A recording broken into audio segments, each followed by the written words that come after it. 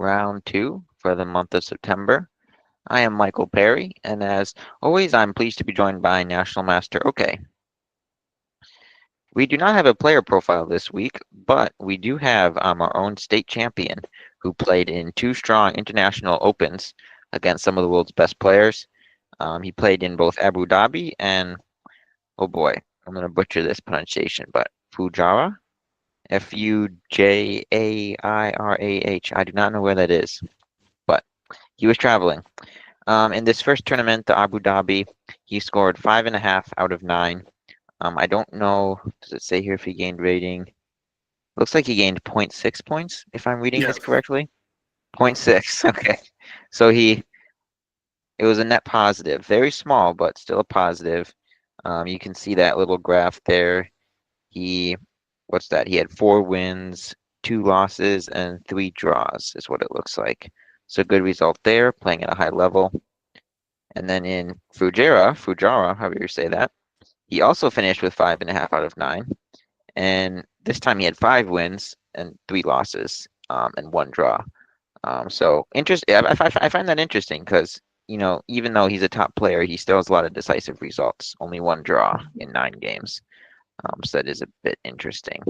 But good to see. And it looks like he lost 2.6 from this. So a total of 2 points lost between these 2 tournaments. But I could still definitely see Sammy getting the GM title soon. And then, really, probably the biggest news lately around the whole Minnesota chess scene was our own castle president and good friend around the castle, Dane Zagar. He got the chance of playing the #2 rated player in the world.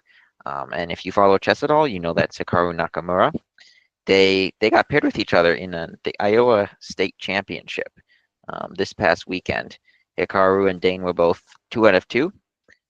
So congrats to Dane for being 2 out of 2. Hikaru, well, we expect you to be 2 out of 2.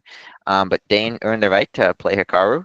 Unfortunately, and as you might expect, Dane did lose that game, but it was definitely a great game. As soon as I found out, I watched the entire game, and Dane put up a great fight, and Hikaru said as much. I don't know if it's linked in the description, but you should definitely go check out that recap because Hikaru on his own channel did a recap of his game with Dane.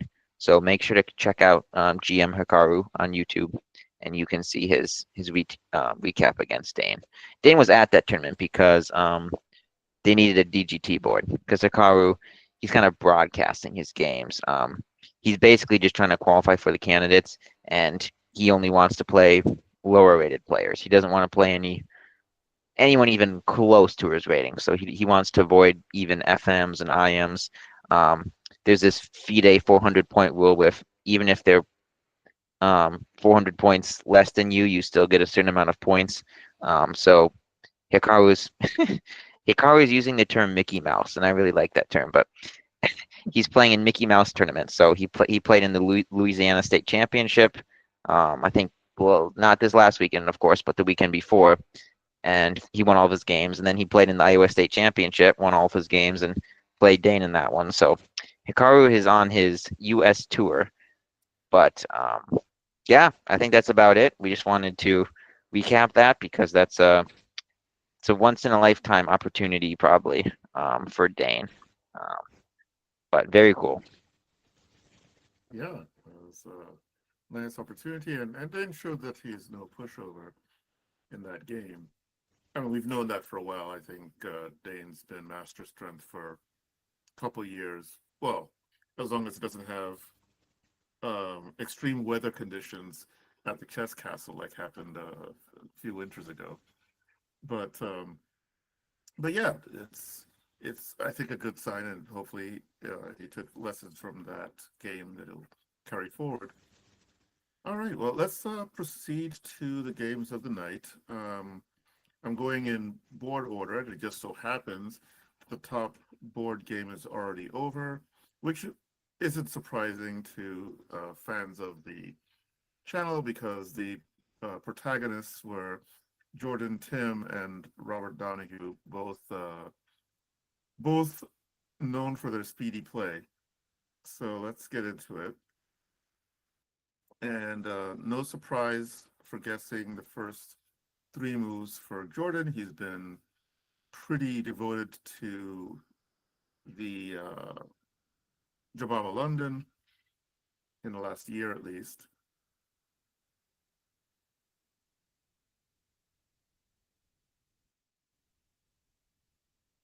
And so Robert is trying to counter with a is trying to counterattack against C3, but it seems like he might have run into something bad.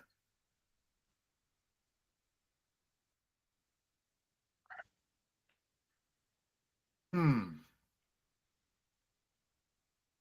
This is not looking good. How's okay, that solves that problem. And all of a sudden, Robertson a really troublesome situation. Yeah, he's Let's down get two pawns and has no development. So, yeah, well, three pawns, I think. I mean, you might be able to get oh one yeah, it pawn is three back. pawns. It's wow. Yeah, He has all. Jordan still has all 8 pawns. Wow. let's go back a bit because I'm not sure. Okay, so c5, d takes c, so that's the first pawn. Knight c6, knight f3, continuing development, queen a5, bishop b5, attacking the knight, defend, which coincidentally defends the, well, blocks the c5 pawn from being attacked, and then knight c3. And this move here, queen d5, just calmly um, taking the pawn while everything seems to be hanging. I wonder if knight c3 is working at all for black. It would seem not likely. Yeah, because you win the rook. Yeah, because you win the rook, and so this is just very sad for black. He tries here, and yeah, I'm loving the calmness. Castle and no tactical issues at all. And actually, black has to figure out what he's doing with his life right now. G5. I Difficulty like that move. to. You Huh. have not you have nothing better to do. You're down 3 pawns and you don't have development, so you have to. It helps get your bishop up quicker at least. So might as well. Well, it seems like. Um. Oh. Well, that's interesting. E4. Ah. Okay. Got it. This is. Whoa. Okay. Let's see what happens after queen takes b4.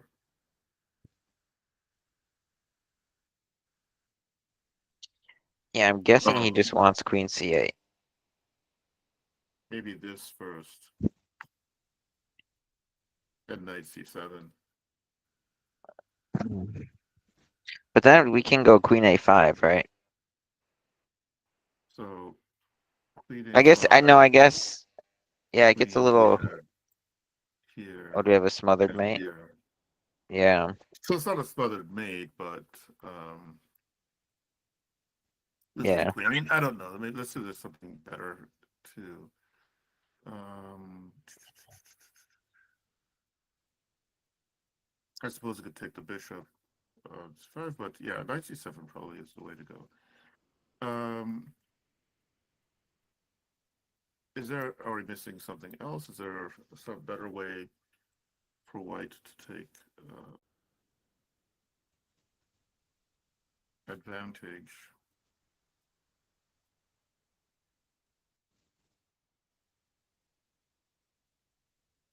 Are you seeing anything?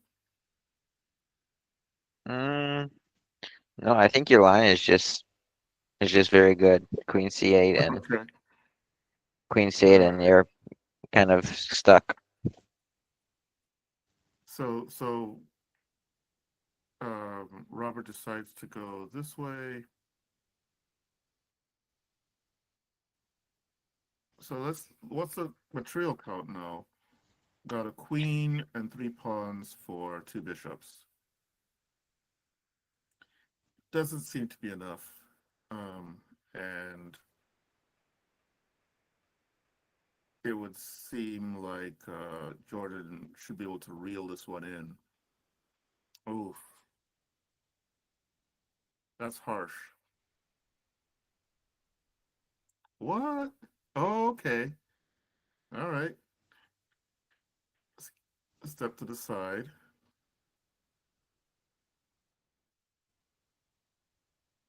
Which this is actually interesting. It's like white is spoiled for choice. Um, Pontic's bishop is winning. Pontic's rook looked like it was winning as well. So I guess he chose this because it's most crushing. You know what he also probably could have played? Hmm. Queen e6, just to be fun. Queen e6 here. Yes, this is probably still winning, right? After Let's takes, see. and then we take his rook. I mean, I'm guessing this is still winning. Let's see. Yeah, it's probably still winning, but We don't um, even have to move our rook because then we take their rook. mhm. Yeah, this is probably still. That's funny, actually. I was Probably rook wondering if there was b1. some fancy way to do it with this, and then here, but this is just kind of prosaic. It's no real fun in this one. Um, Yeah, yeah, but anyway, Jordan decides to go for style points with that, and Robert responds with Rook H2. Um, and for some reason, Jordan declined trying this. Okay, that's just silly because here and back and forth. But okay, that was um, that was Robert uh, getting steamrolled right out of the opening.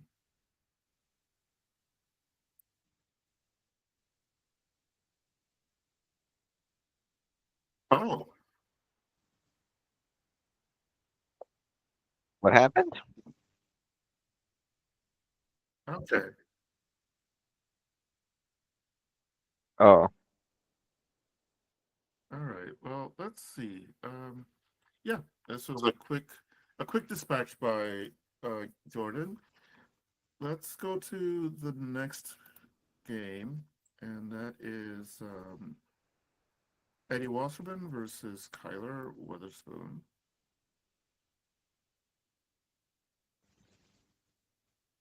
Have a Queen's Gambit declined, Tarash defense, and Eddie decides to go for um, this setup here, which is so the most common approach against the Tarash tends to be a G3 based approach, but this is also quite valid.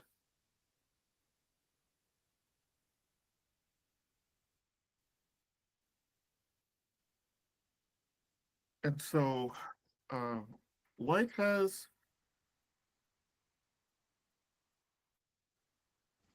a target on d5, but Black's pieces are well developed and active. So it's, I guess, dynamically decent, might be the term. hmm,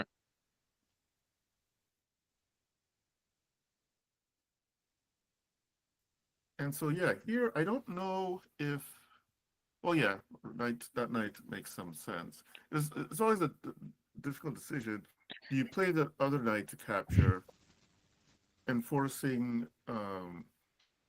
blockade on d4, but also keeping, uh, so if he captures this way, allowing the bishop some view, but then understanding that this could happen next, maybe, and your knights look nice, but they're not really threatening Black's position, versus yeah. what was played in the game, which is now we're keeping pressure on d5 and maybe might follow up with one of the rooks to d1. So yeah, so here we have an interesting fight. Yeah, Because yeah. I kind of liked knight c4 um for black. Kind of the Instead idea of you rook. mentioned. Yeah, instead of rook c8 or c8. Mhm. Um, just I want to get rid of that bishop as soon as possible because eventually that bishop on b2 could become quite a good piece. And I don't think white can just move it to a1 because we can take on a3 and then Yep, b4 there's is a take on target. So a3. There's take on a3. There's also 92. and yeah, and knight, oh yeah, and knight that's even better. So yeah, Um, I like knight c4 a bit better, but yeah, it would seem, yeah, I think I would prefer knight there as well. And now after knight f4, black has to figure out how he's going to, or if he's going to defend the pawn on d5. Maybe he might be able to defend it indirectly with tactics.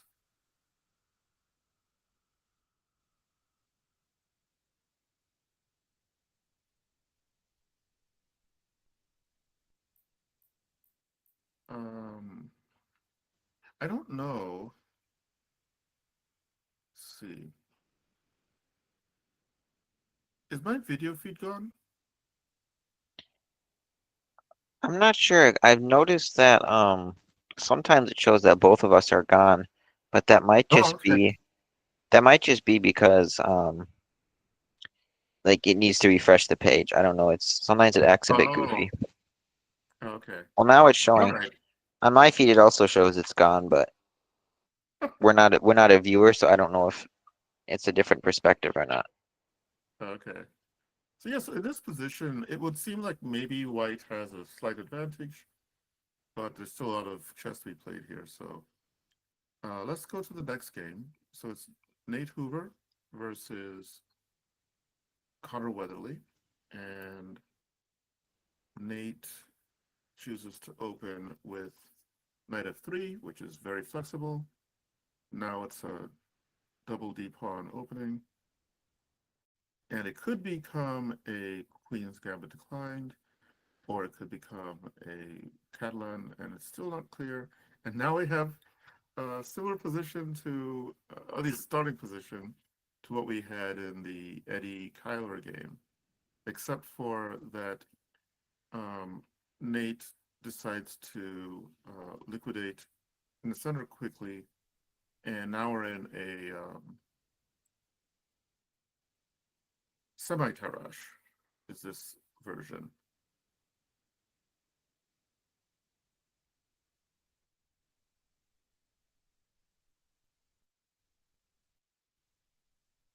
Oh, okay.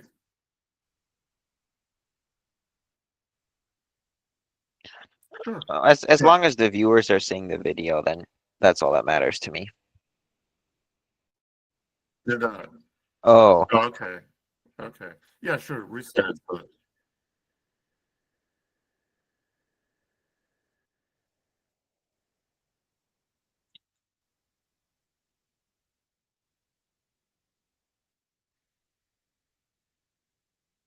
All right. So yeah, so this position is an interesting fight already.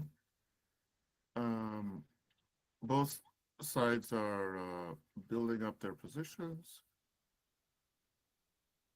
and with c4, it seems it might have given Connor a bit of a target,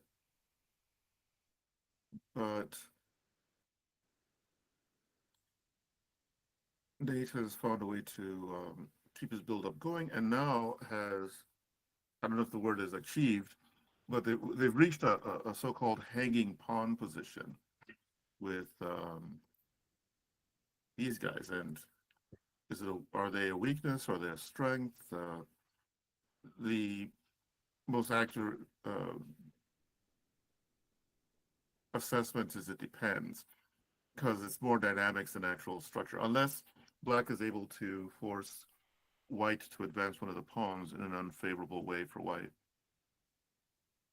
So Connor goes active, which we expect, but is also doing his bit to keep the pawns from uh, advancing willy nilly.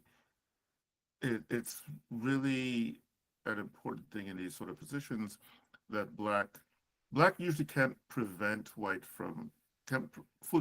from playing d5 if he wants to sack something, but he wants to make sure if white gets d5 in that white isn't benefiting from it.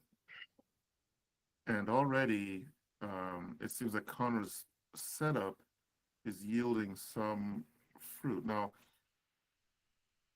here, I could be wrong about this, but what kind of struck me is I feel like this could almost be a grandmaster game where they just repeat and make a draw, because I don't really see how either side can progress, especially a couple moves ago, like 95 by Nate says, I want a game, I want to keep playing. But Mhm. if he had just gone back Queen D1, Queen A4, and Black kept playing Oh Bishop yeah, Bishop A6, Bishop B7, like I could see a GM game going like that. Because how does White yes. progress? How does Black progress? You know, Well, white can progress the way he's played this now, but I think that it might. I don't know how this is playing out. If Connor plays there,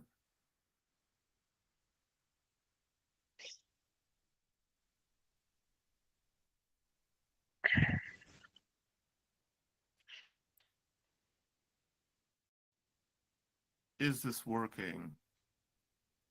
You have this weak pawn here. This guy's a bit weak.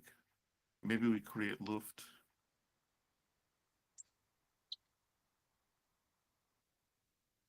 And I might prefer black here.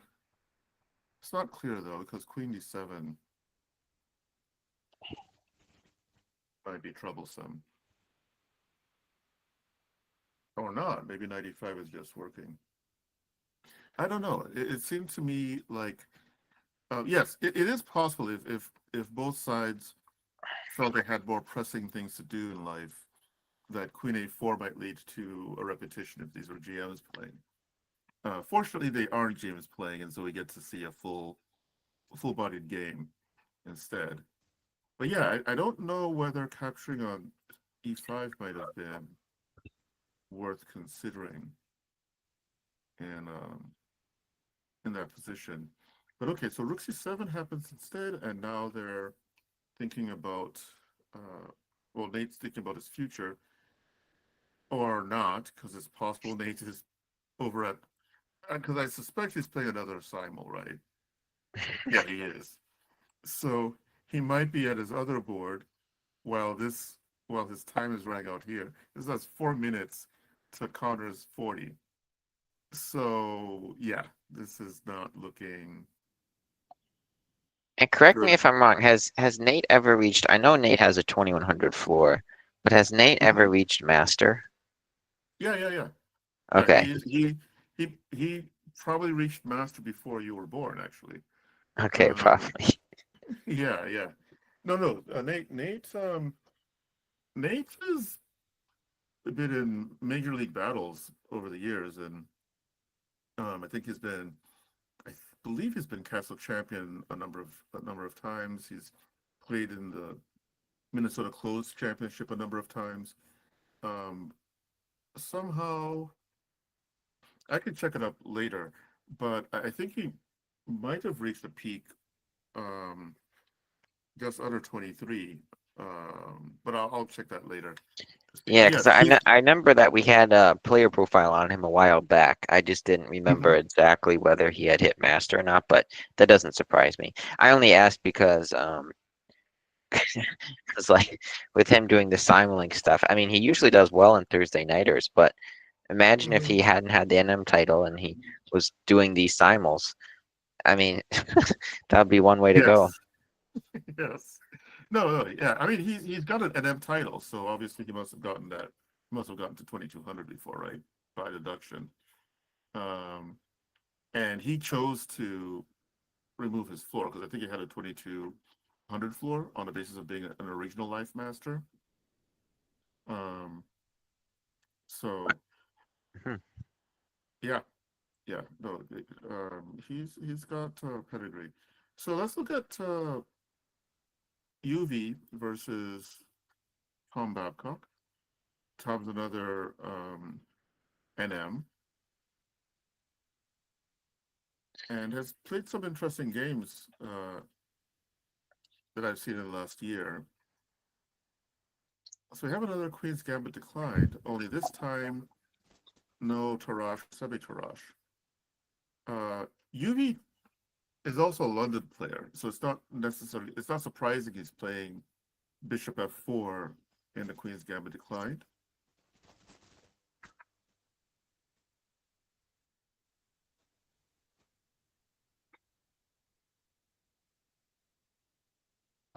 So Black um, has played in a way that White now has a clamb on c5, which makes Black's counterplay difficult to achieve.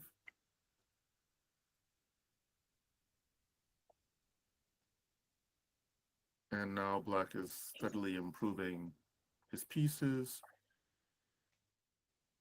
and has the knight post up on e5, which I think it's fairly easy to say that White is more comfortable in this position. I'm not saying better, but it's definitely more comfortable in this position.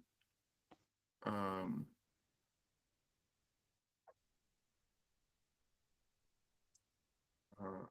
okay, so now this position is actually um, a bit difficult to assess. I mean, I think in general, White having the bishop pair should be an advantage, but then White's knight has d5. Sorry, Black's knight. Excuse me, Black's knight has d5, and White's bishop on h2 isn't currently a ball of fire. So it still depends on the skill of the respective players to use their assets appropriately.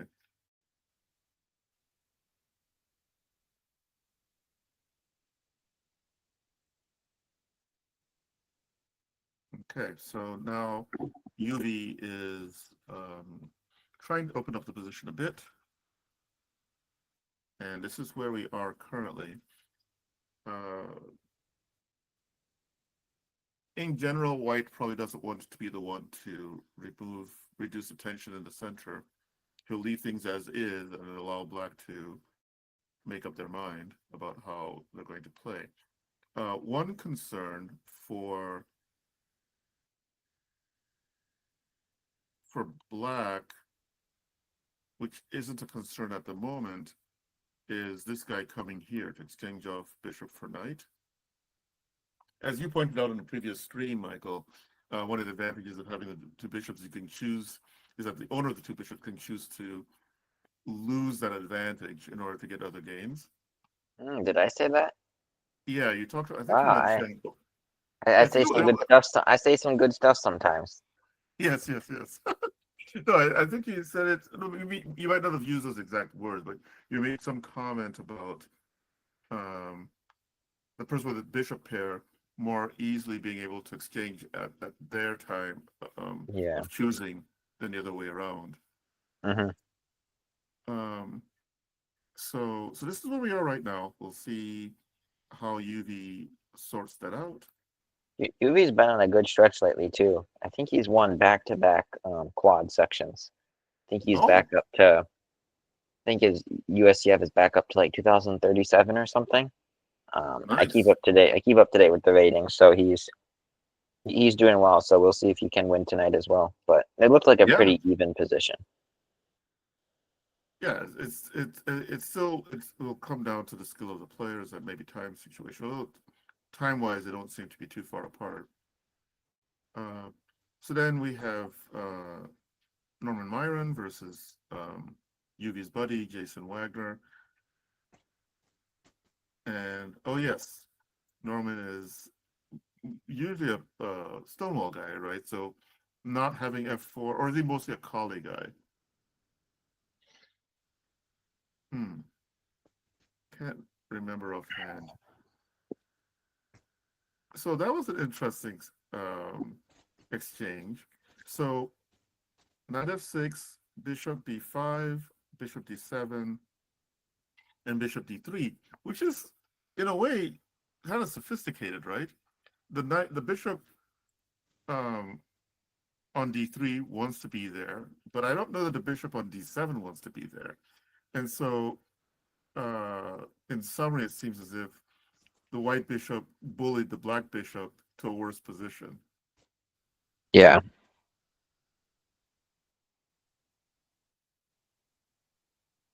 And now he's threatening to go knight e5. Mhm. Interesting. Yeah, I feel like if you play c4, usually when you play c4 as black, you need to make sure you have a6 and b5 coming very quickly. And I don't know if he's gonna have that. I mean, I guess so it's bishop He can e2. play a6 right now, right? Yeah, because if knight e5, he can. Yeah, b5 is just well, b5 the knight is hanging, and then the queen's hanging. Yes. So Yes. maybe not. Or maybe not. Which probably why he plays e6 Hmm. instead. Oh no, queen d1. Yeah. I don't know what Queen D1 is about. I would think 95 is consistent, but then okay, maybe he doesn't want to have to deal with this. No, but this is good for white. I think. I Yeah, mean, I would think. Um, I mean, well, yeah. First of all, I think let's see. we can just win material by taking the knight, but we win a pawn at least, or or maybe not. Or do we? Maybe we don't win a pawn, but I still like the structure. We're gonna have them get the double C pawns, and then we probably play b3. So this is B3 at some point down the road. I don't know. maybe play b3 right away, so I can get our knight to c5, maybe, or maybe get the bishop to a3. Um, but yeah, okay, maybe white is a little bit better here. But yeah, he might not have wanted to lose casting rights, and I think that is a bit too timid of an approach. Then again, I'm also willing to let my king be harassed for whatever reasons. So, all right, this is also a little bit passive. This knight e1. It would seem like white should be looking towards some pawn break, maybe on e4, maybe even playing knight e5. But it seems like, at least based on his previous moves, he didn't want to exchange that knight.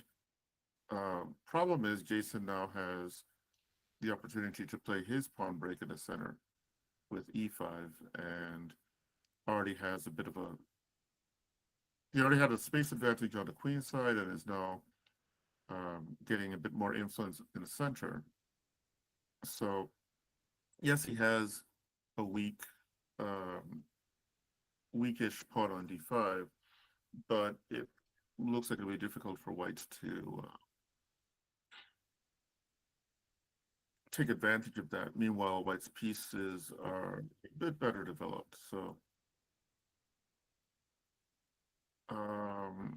which might account for why Jason ran back with his knight to d7.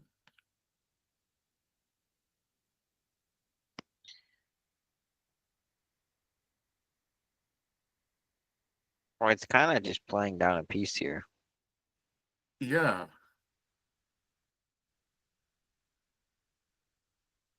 fortunately for white, um, black doesn't have any major inroads yet. With Fortunately the for emphasis white, on yet. his knight on d4 is keeping the whole black army out. Yes, it's already it's already campaigning for the VIP slot. That Hmm. knight on d4. Um, so hmm, has black allowed white into the game.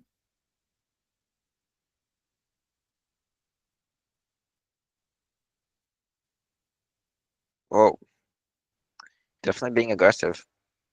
Yeah, all of a sudden this position is not as straightforward as it was, but white is using tactics and his really great knight on d4 to keep his position together. And at this moment, I can't say for sure who's better. I like White for every reason other than the fact that he has 5 minutes compared to 38. Yes, that that might hurt him. All right, so we have Srijan Vaidyanathan versus Kevin Landman, and that game is over. So we can look at that one. Akaro Khan. Whoa, what is this? Is this a thing? I don't know. Um, I so it I was feels like it's. Yeah. I was kind of expecting B5 and B4 to try to stop Mm-hmm. them from winning the pawn right away, but It seems like this is some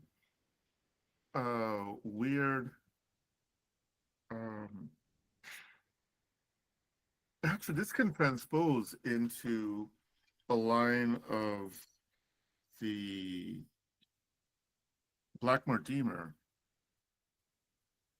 gambit, which normally, well, shouldn't say normally, but often starts like this, and um, and here, and then there are quite a few different ways to play it.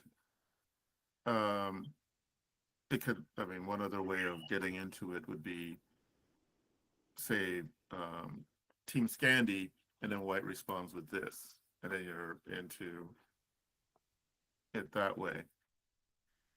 Um, I've probably said this before on stream, but I feel Mhm. obliged to say it again. I just do not understand the Scandi. You'll never catch me playing it, and if I do, it's because I feel like having fun. But I've played over 500 classical games, and I doubt I've ever once played D5 as black on move one. Because, well, okay, it's against E4, obviously. I don't know. I, I guess it's playable, but I just when people play it against me, I'm always so happy, and I never see it over the board because it's bad. But I see it online all the time, but I never see it over the board, and I think you never see it over the board because it's not so good. So no offense to John Bartholomew, I like John Bartholomew, but and I'm glad he made it work for he made the lives of many people better by his whole D4 stuff. But yeah, I never got into it. so I have played a Scandy for a couple of seasons as my main defense against D4, and actually have pretty decent results with it.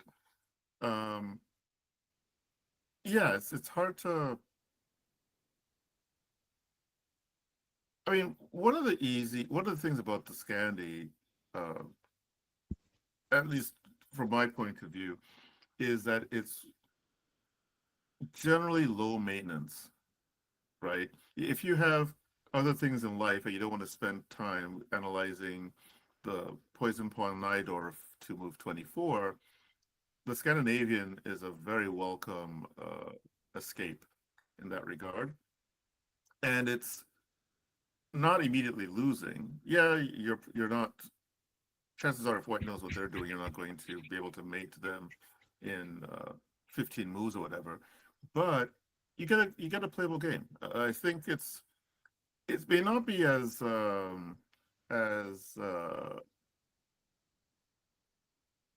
fundamental as a Karo Khan.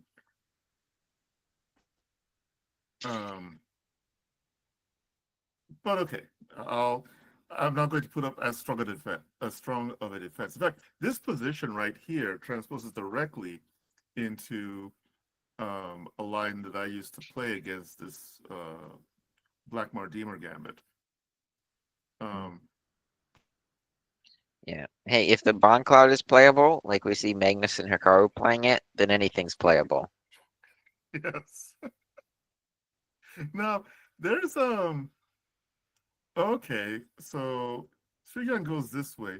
I should mention that there's a small trap here. I think if this happens, um, that I believe it's here that black might want to consider this, just because white might have this idea. Very pretty. Yeah, I think this is it. Yeah, right here. And of course, if you capture, then here, and even without the pawn, uh, so white has regained his pawn, and black's king is displaced, and it's a mess. So okay, so knight g5, it's a different way of approaching it, and oh, okay, bishop e6. Somehow I'm not believing this. Yeah, same. Yeah, Queen D7. Excuse me. Yeah, somehow I'm not believing this. Okay, well,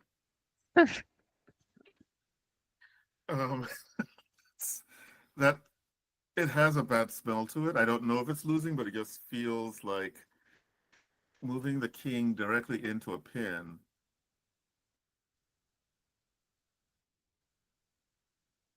Hmm.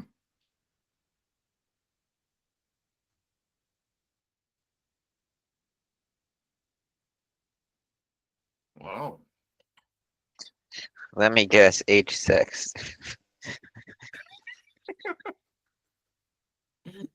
Probably not a good move because the check is probably harmless, but with how this game's going, I feel like we might see it. Yeah, it looks like Kevin is okay. Yeah. So what exactly gives here? Oh, knight g5. All right. But yeah, you're just down a piece. Yeah. So how is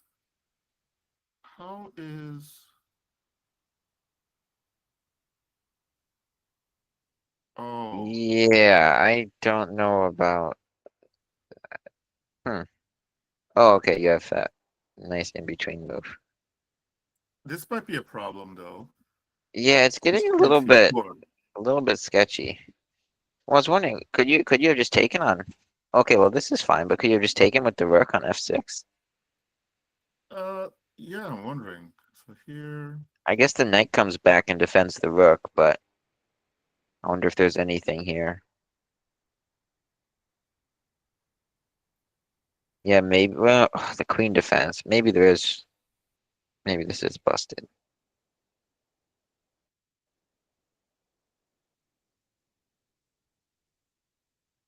how is black defending here? Yeah, maybe. Maybe we start with like a rook g8, or maybe even better, rook e8. E8.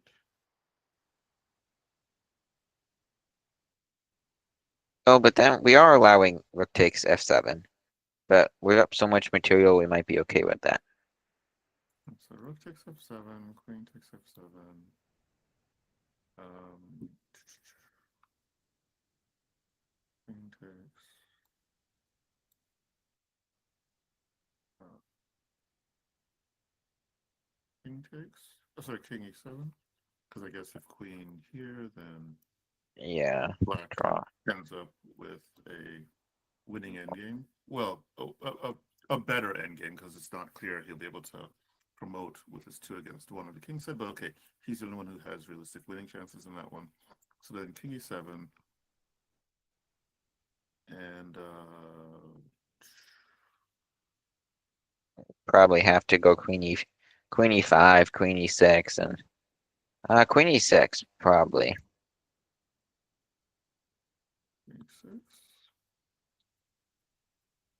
And this should be winning for white. And then queen. Hmm. Yeah, and then queen Yeah, fine. d7, queen c7, queen d7. Oh, and no, then they have the trade again. Never mind. Always that dumb fork. Hmm. Yeah. So is king f8 working? Um, Yeah. yeah, maybe that's working. So this guy has to figure out his life, and if he moves, queen e1 is checkmate. This can't be the line though, because then white just goes back to queen f4. Maybe he can force a Oh yeah, perpetual or something. So yeah. this whole line's probably, yeah, I shouldn't have. This is not the line. Yeah, so I think this seems to be doing the business. Um,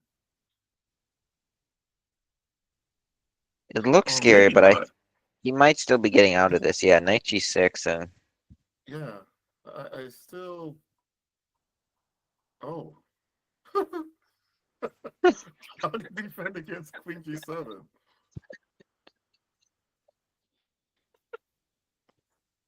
Oh my, oh, we have to just play like queen. that. We have to play queen e5. Queen e5, but then it allows Then allows that. that. Yeah. And then if queen f8, then I guess we could just take the queen. Oh, this is still mate and on the next move. So, all right, actually, this would not be a bad position just to see how we could defend better. Because that pawn sack, that piece sack, this doesn't seem. I don't know if I call it a piece sack. This doesn't seem correct. Um, so yeah, in this position, I would think um,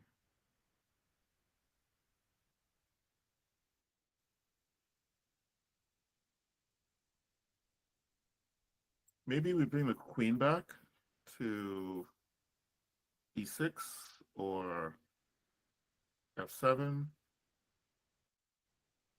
Let's see.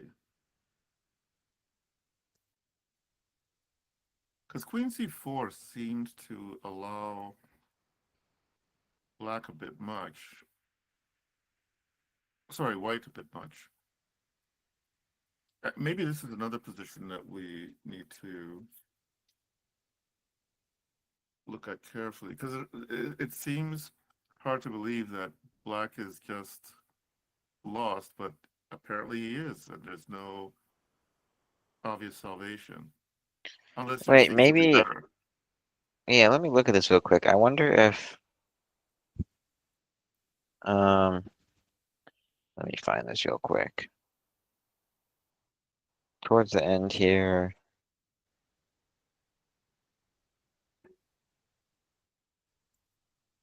Yeah, I. Hmm. Can you.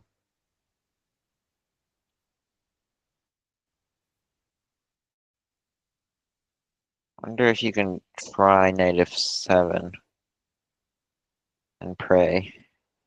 You mean after here to play knight f7? After queen f6, yeah. Yeah, that's And a then good if question. and then if like I mean everything has to be winning though for white. Maybe they can just do a rook lift or yeah. Man, Whenever we go king f8, they can just play rook d7. Yeah. maybe we're not giving Srijan's attack the respect it deserves. I don't know. Maybe. Maybe not, but it, I think maybe black just went wrong somewhere earlier. Yeah, well, for one, 97, I understand the motivation behind it, but 97 just seems kind of off because it forces his pieces to be completely uncoordinated. Uh, Yeah. and I didn't like this King of Seven. I think that already seemed seemed wrong. Now, in this position, if out of curiosity, I wonder if Queen E6 is even doable. Probably isn't, but it's worth looking into. So if Queen E6, I suppose you can capture here first, and then that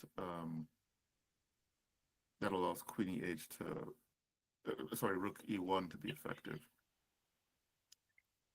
Let's see, right there. Um,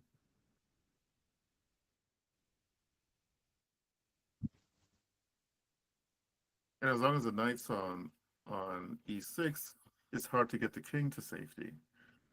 So okay, maybe there's more here than appears is apparent to the naked eye. Um, Bishop f7, maybe. So he has to give back some material, it seems. The question is how and where. So I'm wondering about this. Yeah, no, I like that. Bishop f7. That looks good. Because that's Um, but now they have to do something with the knight. I mean, they can take on f6, but then we just take on e6 and the attack's over. yes, So they'll probably take our bishop. Yeah, bishop f7 looks good. yeah. I think Bishop f7 might be a way to reduce the pressure because it just seems like leaving that knight on that square um, can't be good because then the king has no safe way. Yeah, King f7 as in a game, I think might have been the source of a lot of Kevin's later issues. Since there was always going to be a knight g5 bailout because of the pin against the f6 pawn.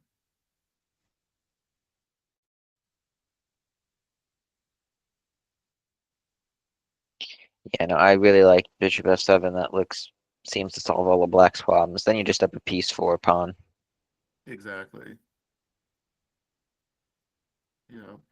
But Srijan did a good job Yeah. converting the Yeah. misplay by black. Yes, Srijan definitely made the most of his chances. So that's what's happening with Jeremy Kyler versus Kai Shamesh.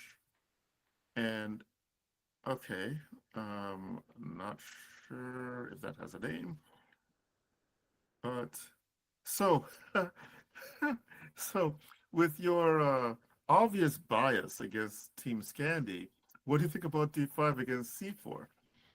I still hate it. I don't know if that's a line, but I think it's um, even worse, in fact, because now white has two center pawns. yes. Uh-oh, that seems like a mistake. But it's Yes. oh yeah, nice tactic. But it's if some players find success with it, then they should keep playing it. I mean, I think Jackson Wall used the Scandinavian pretty much exclusively as his defense against D5 for the last several years that he's played. So obviously there's something there.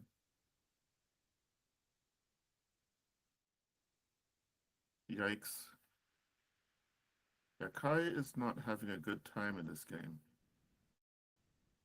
Um, so let's go back and so yeah. So first of all, as Michael mentioned, one of the difficulties that Black is going to face playing D5 against C4 is that unlike the Scandinavian, where um, Black only has to deal with the D pawn, now he has to deal with both E4 and D4 coming at some point.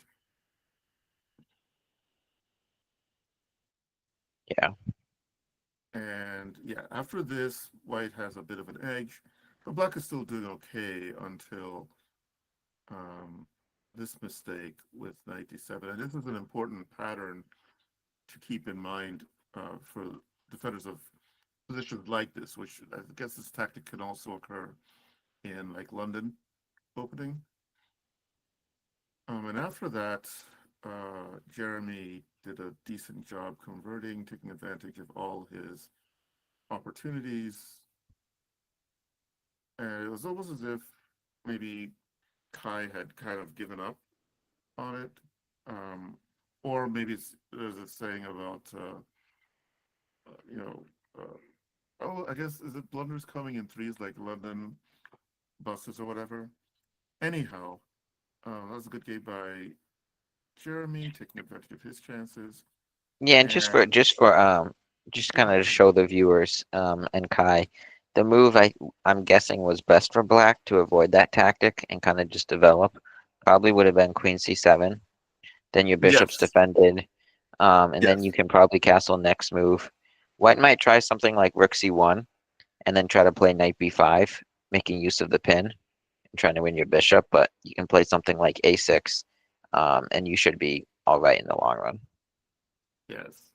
No, it's actually it's also an important moment to maybe mention the concept of underprotected pieces because that's what happens after the bishop loses communication with its queen after 97 is that at this moment the bishop is defended once and by x-ray attacked once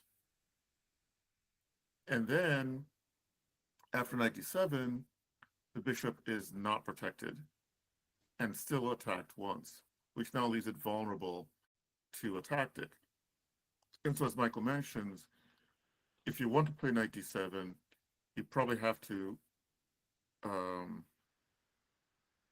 overprotect the bishop before you play knight d7.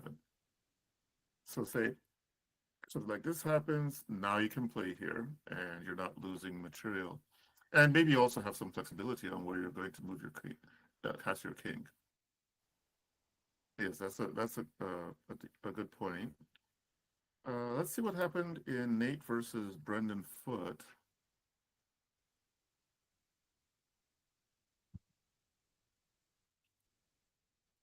Another Caro-Kann. Another BDG. Interesting. Says BDG night. And that isn't the most. It's a line, but I think it's maybe a bit more technically dangerous.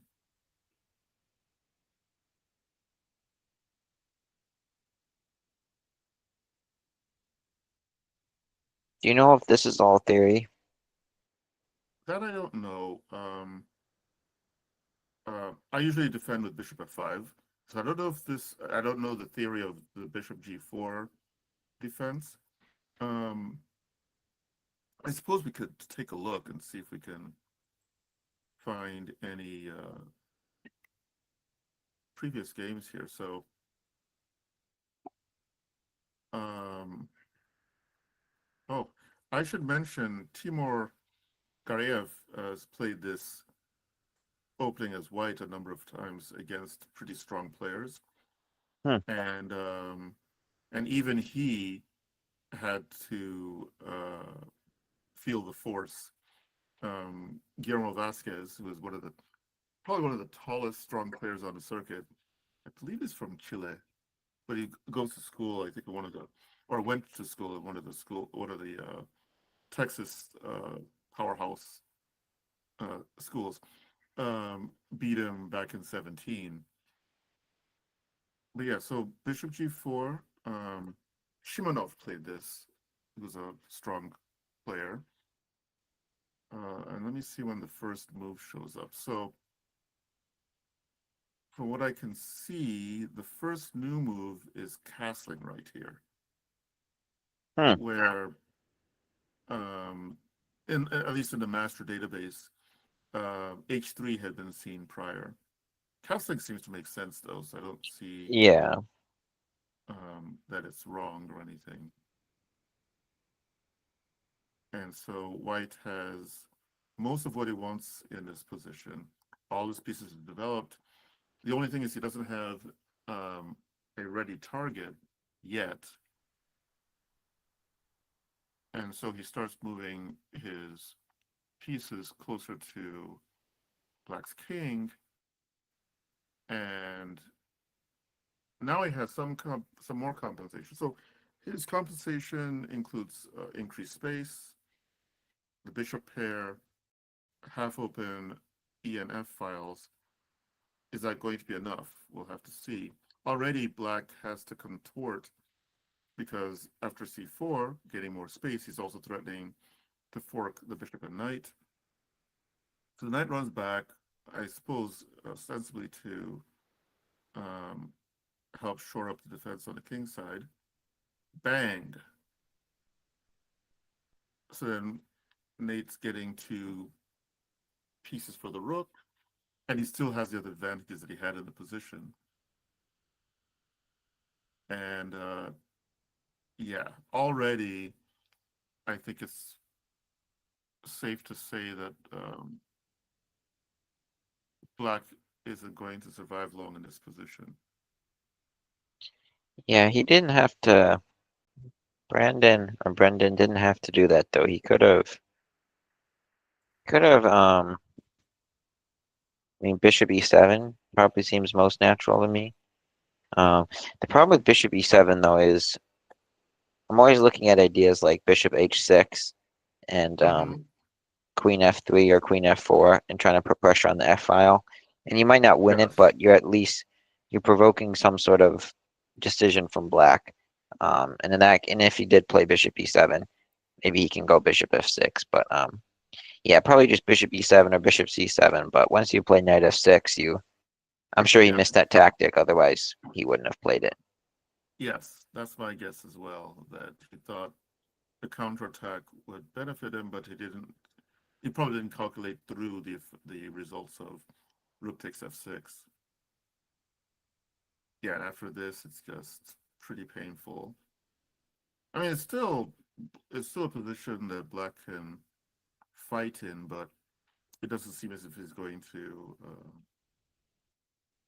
succeed. White's pieces are uh, just so strong, and at the moment, he has to be concerned about his rook losing, the rook on f7 being lost, and Yeah. yeah, Now the king's both restricted. efficient game. Yeah, the king's restricted. The pawn on e7 is probably going to be promoted to a higher station in life, say here and here.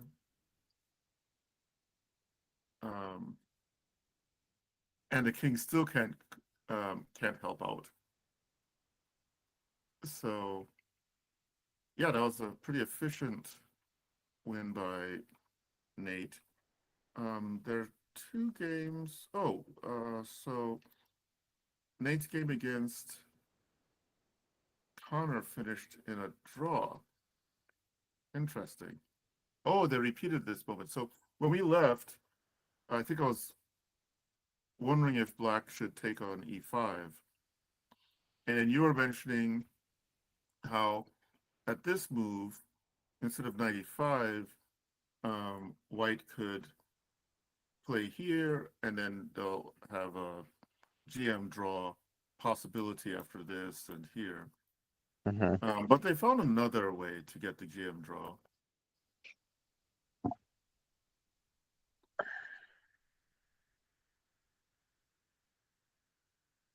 So there. Yeah, I Now, I yeah, don't feel like there's too much to say about this game. I think they both played pretty accurately. that's what it looks like, yes. So let's see, what else are we missing? We have three games still going. Eddie versus Kyler, which is an endgame where Black has the upper hand. How did we get to this? So we're discussing um, this position, I think, is where we left off. And Kyler was able to get d4 in, which is one of the goals for Black in these positions, is at some point advance the isolated queen pawn with the hope that it'll allow all his pieces to become liberated. So, and he responds with 95, 95. That is pretty nice. as Levy would call it. There's knight f3 comes in with the haymaker. I think he says that. I think he says that because he mentions that he likes what is it? Not UFC. yeah, UFC. Yeah, UFC. Hmm. I don't watch UFC, but kind of Yeah, I don't. the more violent form of boxing. Um so I'm that's my suspicion on why he keeps saying the word haymaker, but Well, yeah, I mean, my exposure to the term haymaker came before UFC was a thing from boxing. Um, and yeah, so yeah, but the term is appropriate here because um, White is in bad shape regardless of how it responds to that move. Uh, and it just so happens that not only is he going to be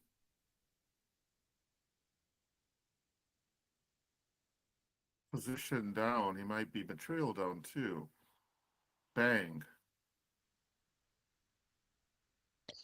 yeah, I when I was looking over this just briefly while we were looking at it, I really didn't understand Eddie's move e5 with the pawn. I thought you can just after takes just simply take back with your f pawn. Um, So I and think his concern is those pawns are going to die. well, Well, at least they one of they them they will. they might, but why just give it away right away? I mean, I'm not seeing an Yes. immediate way that they die. Like rook takes c8, rook takes c8, rook e8. You have rook c4, something like b4. Well, I mean b5. Well, then that allows rook c6. So there's I think they look weak, but I think you can actually hang on to them for a little bit. I mean, you're also only two moves away from playing king g2, king f3. So Yes. Yeah, you have a point. Definitely have a point that maybe e5 was not necessary right here. But then maybe he also underestimated the sequence after e2. Because Eddie's a very concrete, calculating player, and so he probably analyzed through, but maybe missed e2 and the consequences of that move. I'm guessing what he missed is after rook takes c1, you can't play rook takes c1 because then bishop takes e5 and then rook d1 for black. Yeah, I'm guessing that's what he which is missed. which is a nice sequence. And they're both low on time at this moment too. So it's not like Kyler was living an easy life time wise. And so we get to this position, and um,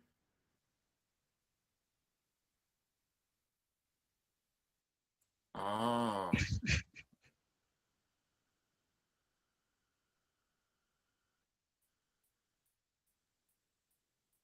so I don't know if the pawn takes pawn probably isn't working because of b6, maybe, and there's no way to defend this guy. So, but by playing rook takes, um, white definitely will have difficulty defending this endgame. Now, maybe at this moment we should think of what plans Black should have is trying to convert this. Do we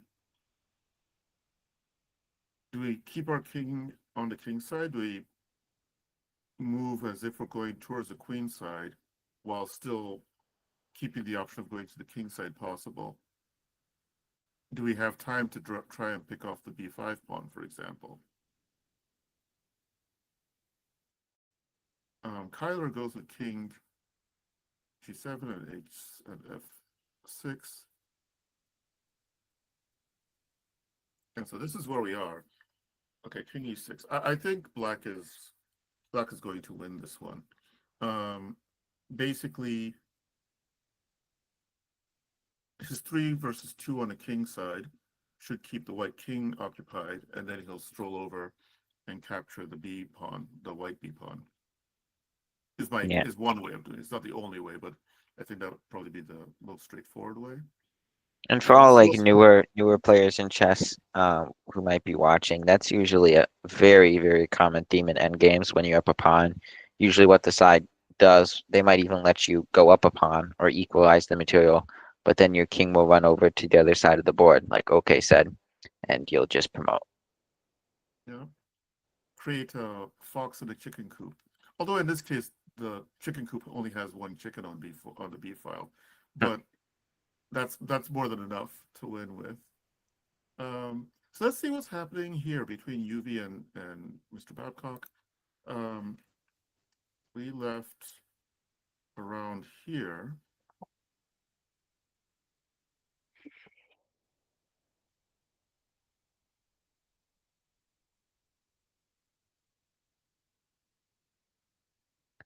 So we never got to exchange bishop for knight, or did he? No, wait, maybe he did. He had the opportunity. No, he never really had the opportunity. Um, yeah. So at this point was where we're discussing maybe doing the bishop for knight thing around here and there, but you'd have to keep c3 under control, and so I thought maybe he'd be looking to play queen c3 instead, defending both pawns and covering that square, and now preparing to play here. Yeah. Um, and then he'll have his good bishop versus Black's tall pawn on b7. Um, but it went a different way.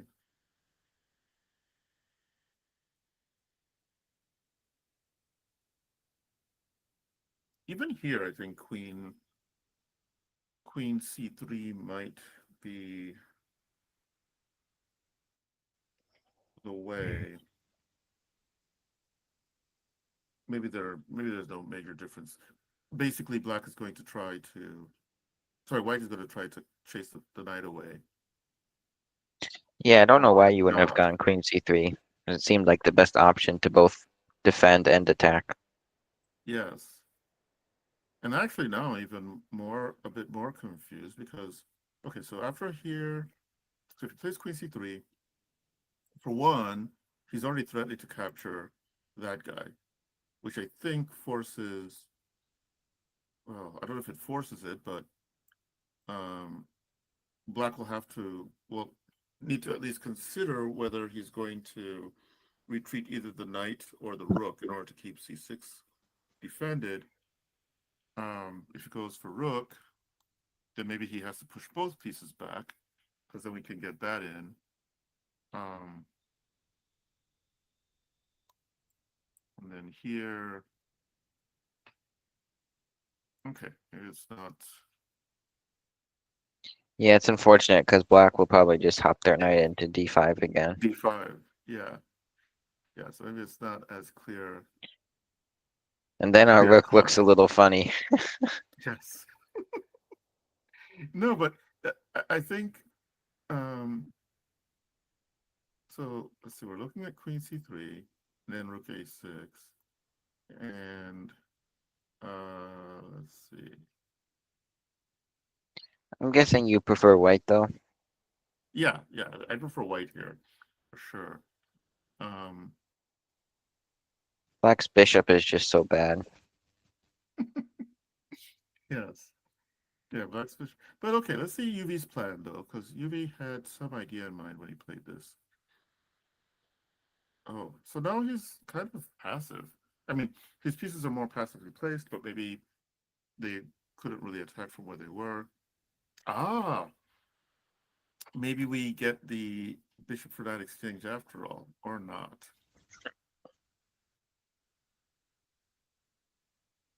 So this is interesting. Um, as many of you know, bishop of opposite colors can be drawish, but if there are attacking chances, it can actually be more decisive. if the person for the person who is attacking. And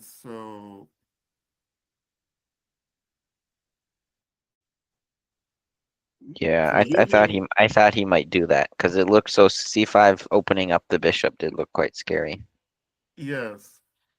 Now, this is, I think UV um, moving the rook away. So, and maybe there's no choice, but um, the one thing the rook was doing on c5 was keeping the c5 break from happening and liberating that bishop. And after all of these moves, all of a sudden, and I wonder, and maybe you can't call it an issue. Maybe it's just close to equal all along. But maybe he never should have taken the knight on d5. I mean, it's a fine move to play, but that did allow black to open up its um, not what do you call it? Not have a counterpart. Now white doesn't have the light square bishop to oppose black's. yeah, I thought, yeah, maybe play here right now, Yeah, at rook least takes. here. It looks a little scary for white though. I don't know. Um, let's see. We still have to calculate moves, right? So, Yeah, it is really maybe interesting. maybe we have bishop c5. Probably even maybe it's no difference, but maybe bishop d6 just might as well stop black from playing bishop queen d5. Ah, okay, yeah. So there's that too. Um, if it tries for something like this, I mean, we have here. I'm even thinking like a queen f2, start threatening Yeah, mates and stuff like that. yeah, maybe even queen f2 immediately, because that also covers g3, and then rook f1, and black is probably caught on the wrong foot. Um, so yeah, I think maybe taking the knight and not allowing the knight to get to d5 might have been the thing. But even after this, and so white is white probably felt compelled to exchange. Otherwise, he's going to um, lose the bishop. But maybe this is not wrong playing here. If he's going to take the bishop, then he gives you a wedge on f6 rather than bishop takes d5, because that bishop is actually doing a good job of protecting some of the squares around white's king. And if black does play this, whichever way white retakes, this guy is, sorry, this guy is still better than this guy. So that might be a different way. But okay, after that happens, now we're here, and I think black might actually claim he's doing just fine here, maybe even slightly better depending on how he continues. Maybe he can consider rook a8 taking the file, and he always has bishop d5, keeping white's pawns from being active. So, um, I checked yeah. the bishop takes e7 move, taking the Mhm. knight on e7. The Yeah. computer didn't like it. It was actually plus zero point 0.7 according to my engine. After Mhm. rook f8, computer liked. I mean, I should have seen this. It's pretty obvious, but queen g7, protecting the bishop on f3, and also you're eyeing c6. Um, if you were to Oh, play queen bishop, g2. yeah, sorry, did I say g7? Yeah, Okay, hold on, let me go back. So here, here, and here. yeah, Okay. that was computer's top move, and it's about zero point 0.7 here for white. And but if you take on e7, then it's minus zero point 0.6. So it's about a Oh, what's that? A okay. 1 point full A swing. one So point swing. So yeah, what's it thinking after this? after Queen G2. Yeah, Queen G2 and then Knight D5. Yeah, yep. And then they just want you to take. So On it's D5. and then Queen Okay. takes. It looks like it's kind of transposing into the game, actually. Yes. Except for in a better move order for white because white doesn't Exactly. have to allow this guy to move forward, for example. Yeah, computer's top engine black takes with the C pawn, and unlike the game now, black doesn't have a pass pawn. Yeah. Okay. Well, that's good to know. It's good to know. So here, sorry, here, Queen G2. All right. The more you know. And actually, Bishop E7 is a threat here now, right? For maybe not, because the pawn on B4 is also hanging. But Knight D5 would be its preferred move here, or what is it thinking? Yeah, knight d5 is top engine move. Okay. Well, now I know. Um, and so, yeah, this one is likely a draw. It's likely going to end in a draw. Not saying it is a draw, but it's likely going to end in a draw at this point. All right, let's see what's going on with Norman and Jason. So I think we left this position. Oh, second here.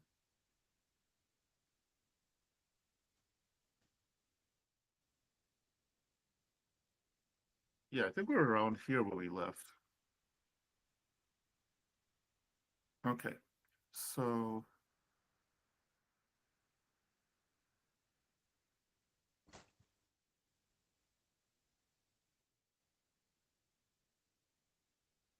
does that drop a pawn on c3? I guess we'll find out. Oh, it plays it that way. So, um, what's the idea? Keeping the queen off of g4, seems like.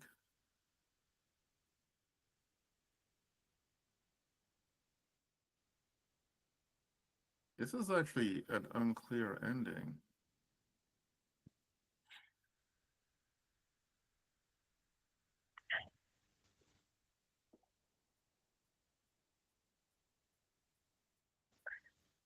I wonder if knight d5 is working here.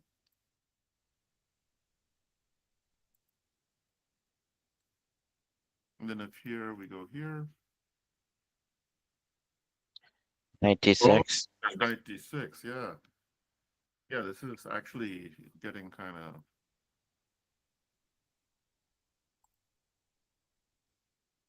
of disturbing. So maybe here. And oh, are we actually almost close to mate here? Close. He has to go there.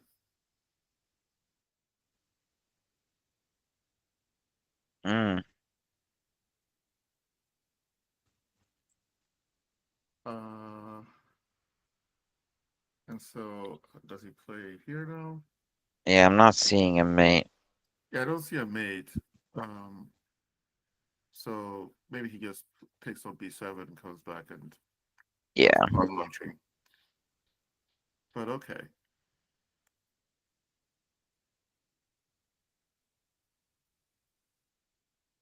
Oh, I guess it's important to note that as of here, white is already kind of playing on the increment. It's like two Hmm. minutes left. And yeah, for this point on, he's playing on the increment. And so I guess he's doing well to find these moves under the time pressure. But Hmm.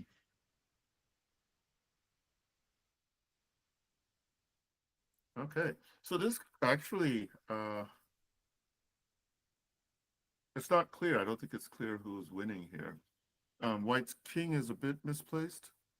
but I think he can easily rectify that.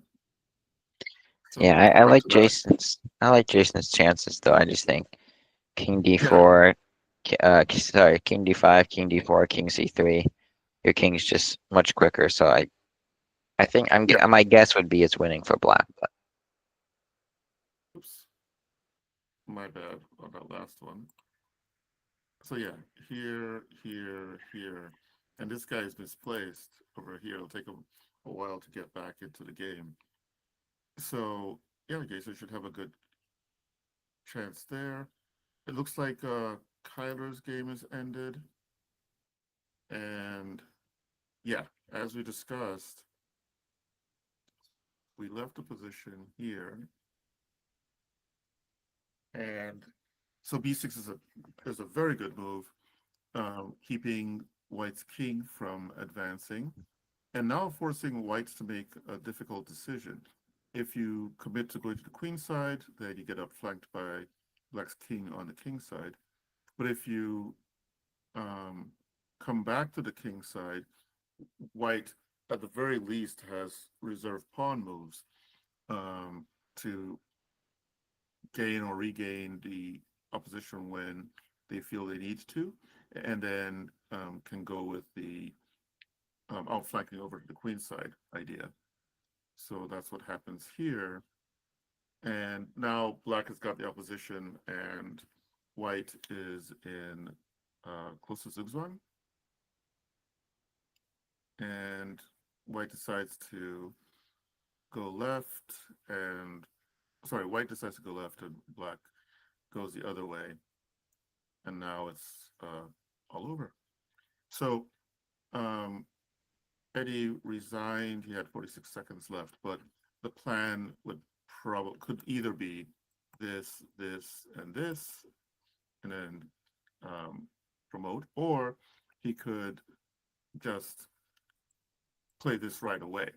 Either way, you're trying to generate a passed pawn, and white can't do anything about it.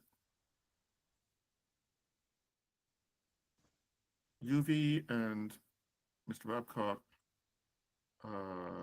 agree to draw, kind of expected. fair And result. That was an interesting game. yes, quite. Uh, and let's see. So are we, so the only game remaining is Norman versus Jason. I think we covered everything else. Let's focus in here. And so Jason took a different path from what we were discussing. He decided to bring his king over to the king side. Let's see how we got there. So here, there. Ah, so yeah, so we were discussing coming this way, which I think um, I think still has more promise than trying to make, because it's not clear how you make progress on the king side with the king.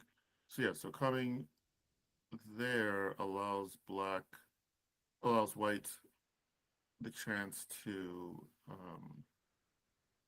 cover the position. Whoa. Oh, okay. I tuned out from him when I was checking other games. He brought the king the wrong way. Yeah, yeah, he should have gone queen side where he had an advantage, and instead came to the king side where white was already was where white's king now becomes fairly well placed if it battles on the king side. In these sort of positions, yeah. So you get here, and so you have to this position, and as either player, you're saying, okay, where can I get a an advantage in force? And for black, with white's king stuck on h2, the fact that black can get to the queen side quicker means that he should carry the battle over to the queen side. White, for his part, because his king is on the king side, would want to force a way for the battle to be happening on the king side till he gets everything all arranged properly. Unfortunately, he doesn't have the power to force anything.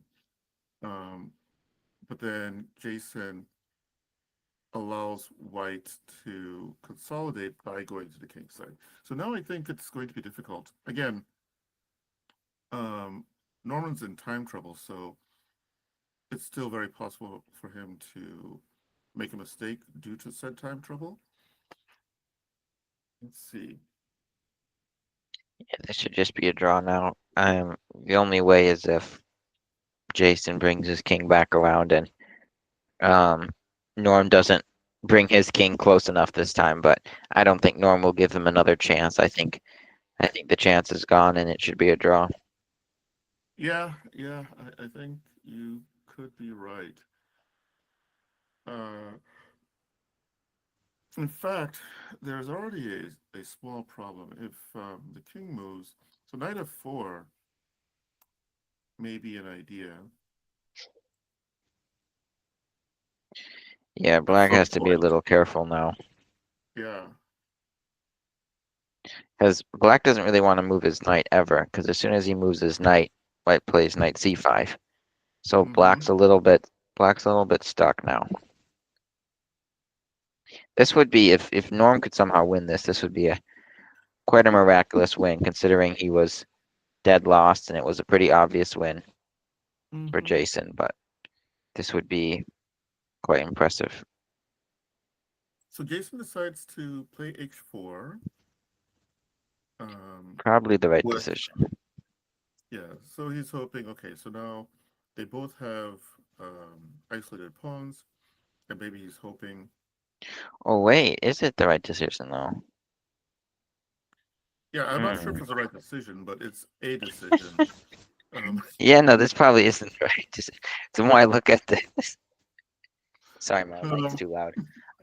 Yeah, I think knight c5, right? And you have the more dangerous pass pawn. I mean, yeah, that's not the way to put it. Your king can probably more quickly get to the other side of the board. yeah. It's So let's see. Let's take a look at that. So knight c5, you're saying? Yeah, Now, black could play knight d6, but for the sake of the idea, let's take a look at this. yeah, we'll And come yeah, back because knight d6 might be necessary. yeah. Okay, let's take a look at this ending because I think it can be instructive. So the problem for black in this position is that white has the outside pass pawn. And what that means is if their pawn's on the other side of the board, the person with the outside pass pawn has a built-in advantage if he exchanges off his pawn for black's pawn on the F file, which seems almost inevitable. So let's say a sample line is here and here and here, and already black is way behind in the race to the queen side.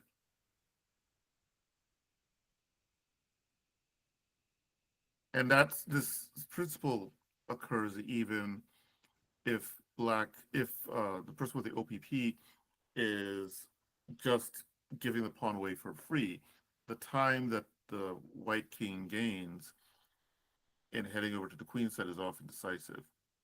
So they must be listening.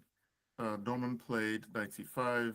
Jason played the correct knight d6 because the other line is just losing for black. The knight takes knight line. So yeah, we'll see if how who hangs on to their nerves better in this position.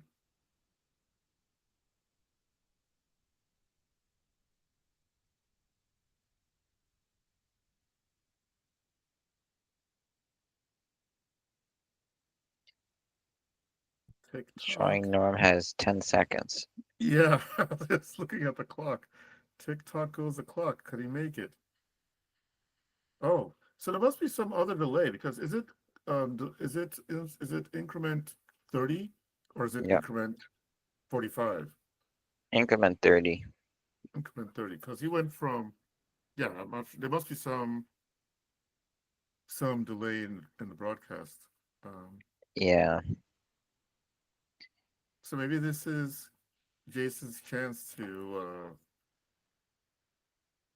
implicitly offer a draw with 94 and hope that Norman is agreeable to that. Because I don't see how he wins this. yeah, it wouldn't surprise me if the players repeated that line here. Hmm.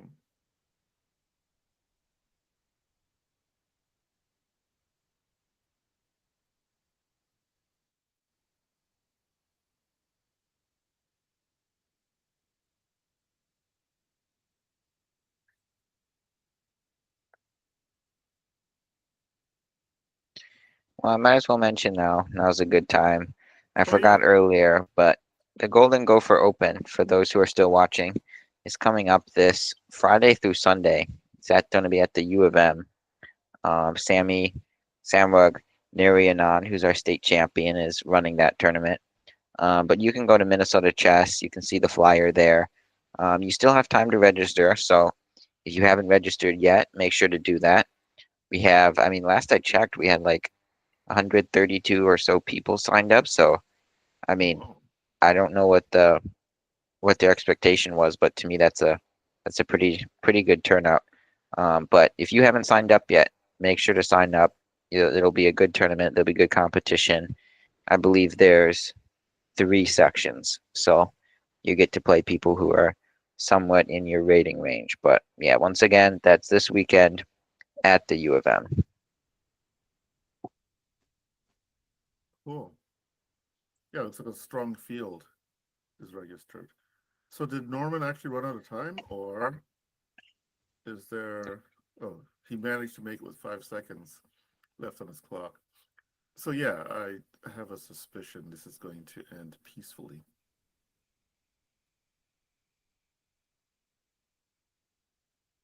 after 96 here,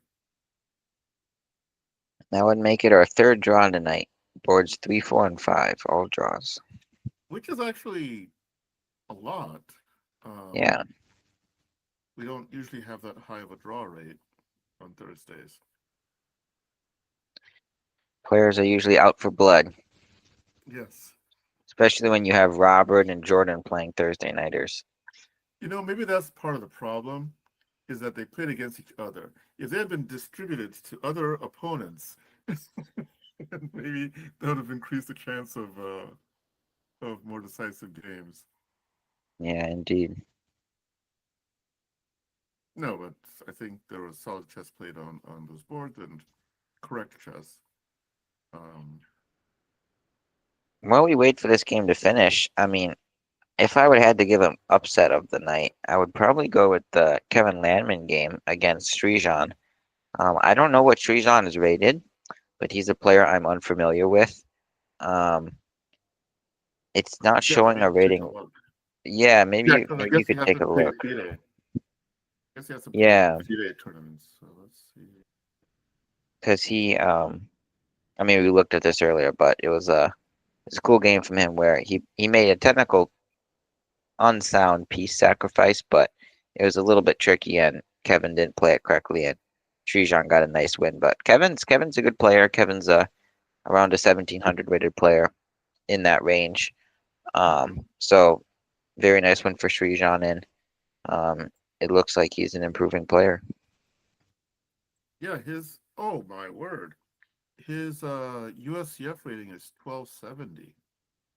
Wow. So that's a major upset. Yeah. I think Kevin's usually, I think, 17, 18, maybe. Let me check. But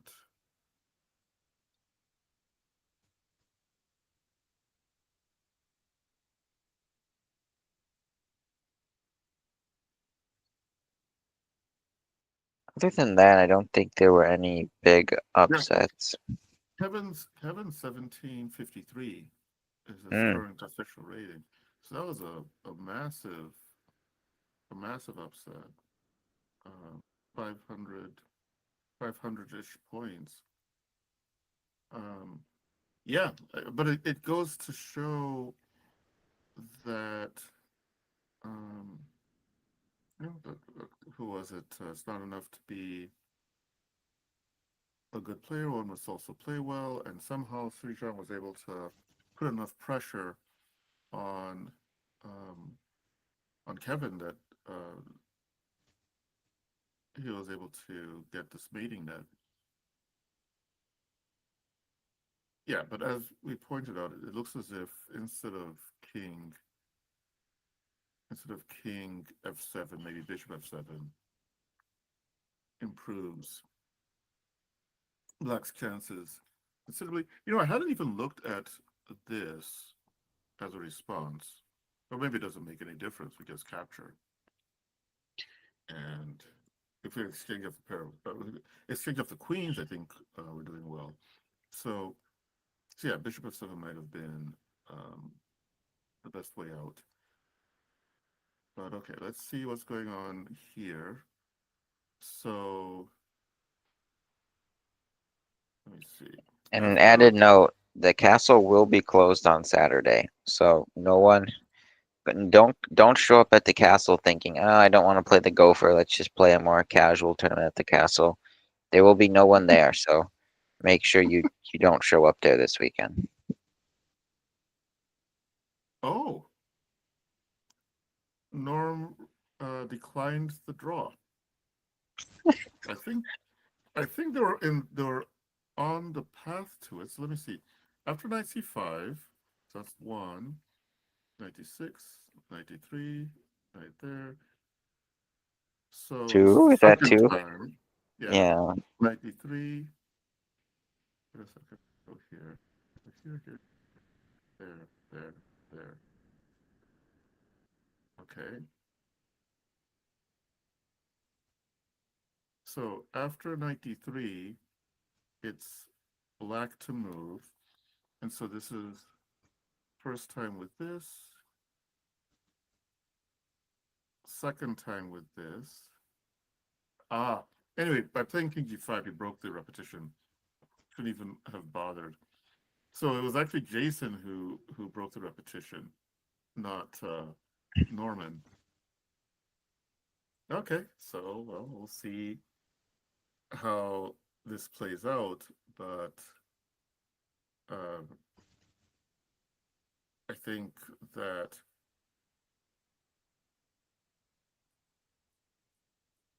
White definitely is the one with the major winning chances here.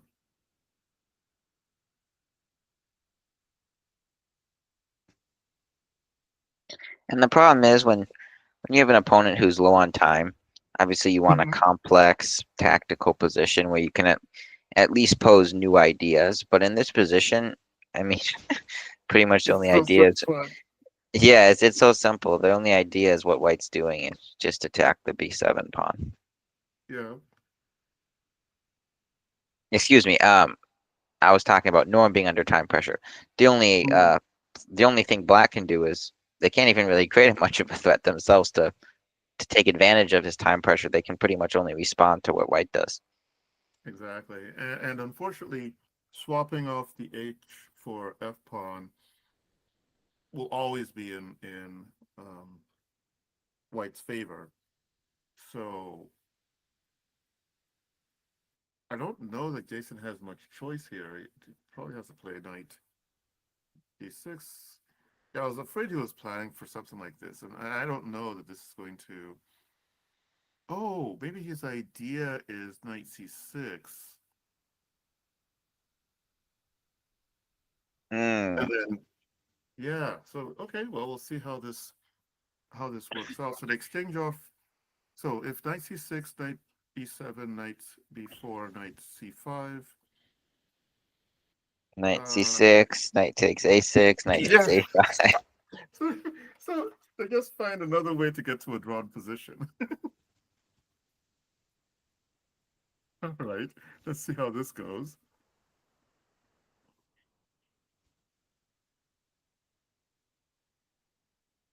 I suppose white could also be boring and play knight d3, but what's the fun in that? And you can also probably get away with B B5. I mean, if you want to be risky, which I don't know if Norm wants to be risky, but Jason does. Yes.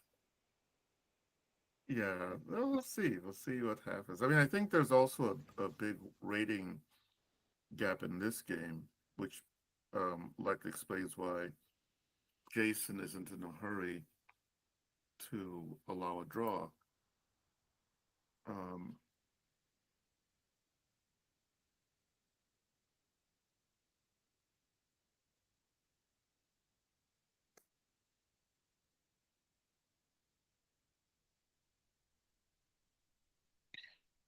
See.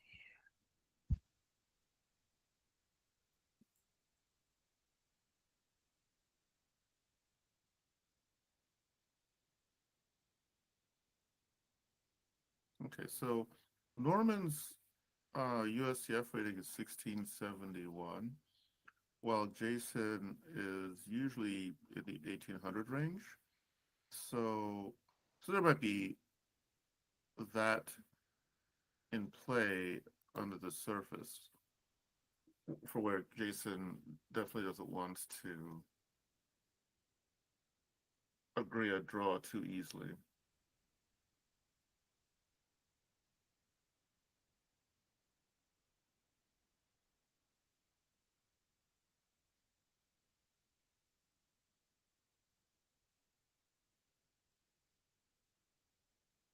Oh wow! We didn't even notice. Norman has tripled his time left to a whole minute. Um, so And for our consider viewers, I this. just put in the chat the link to the Hikaru versus Dane game that Hikaru Oh, himself recapped. So if anyone wants to check that out, you can do so there. yeah, I think I will. I haven't seen that recap yet. I mean, if it's a valid link, it's not letting me. It should be. I'm clicking on it. It's not taking me anywhere. Um, Oh, is it taking? there. Have you clicked on it yet? No, I haven't. Let me um, go to that window and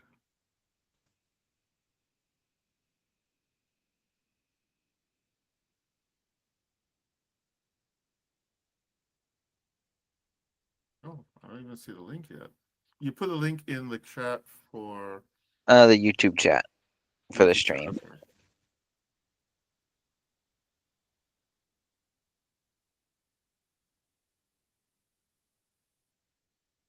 Yeah, at very least someone can copy paste it.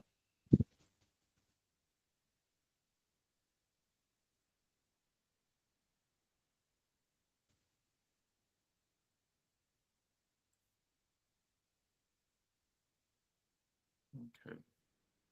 So, Here we go. This would just be easier. I initially didn't want. I'm just hesitant to click on a video because um, then it'll start making noise and it's a bit distracting. But yes. I'll just quickly mute it. You can always mute tab too. That's what I usually do, just so you don't Yeah. hear that background noise. That's the same thing. I'm trying my best.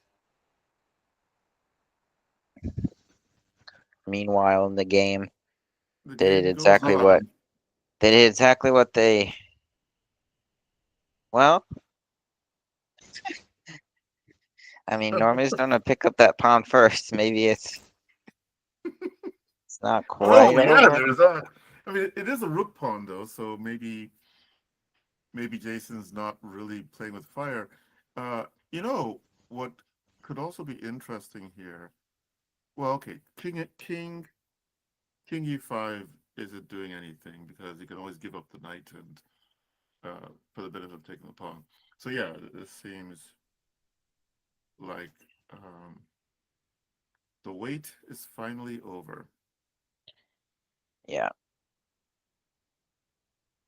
95 and night. Uh,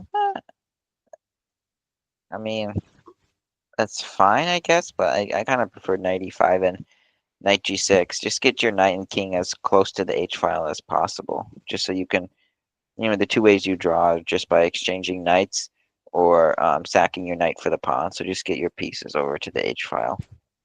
Yeah. But they're doing stuff I don't understand. I think they're just having fun. 10:40 on a Thursday night. They're just, They heard that we commentators are slacking. We need to earn our bread. Yeah? So probably. no, this is I think they might have found their way to a repetition. Well, I guess it was always on the table, so it's not like a new thing. But yeah, let's see if who knows, maybe they find some way to keep some life in this. But I doubt it.